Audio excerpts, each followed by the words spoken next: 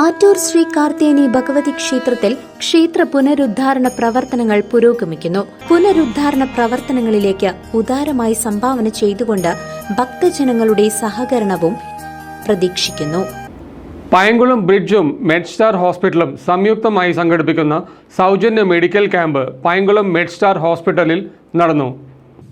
Payankulam ബ്രിഡ്ജും Medstar ഹോസ്പിറ്റലും സംയുക്തമായി സംഘടിപ്പിക്കുന്ന സൗജന്യ മെഡിക്കൽ ക്യാമ്പ് പയങ്കുളം മെഡ്സ്റ്റാർ ഹോസ്പിറ്റലിൽ നടന്നു.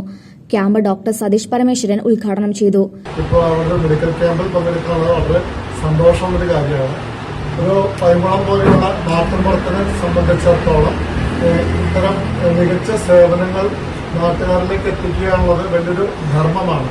ഇന്നിവിടെ കമ്പ്യൂട്ടറൈസ്ഡ് ആയിട്ടുള്ള ശ്വാസകോശ രോഗ പരിശോധന, പൾമണറി ഫംഗ്ഷൻ ടെസ്റ്റ് അല്ലേ, അതടക്കം ഇവിടെ ചെയ്യുന്നുണ്ട്.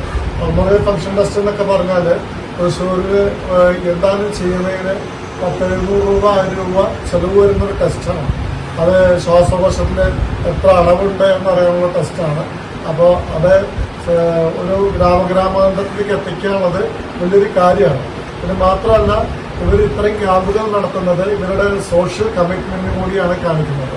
പിന്നിപ്പോൾ ഇന്നിവിടെ വന്നപ്പോൾ കുറച്ചു നേരം ഡോക്ടർ ഷാജഹാനായിട്ട് സംസാരിച്ചപ്പോൾ വളരെ ചെറുവർക്കുള്ള ചെറുപ്പക്കാരൻ, വളരെ എന്തൂസിയാസ്റ്റിക് ആയിട്ടുള്ള ആള് വർക്കുമായി റിലേറ്റഡ് ആയിട്ട് കുറേ കാര്യങ്ങൾ സംസാരിക്കാൻ സാധിച്ചു.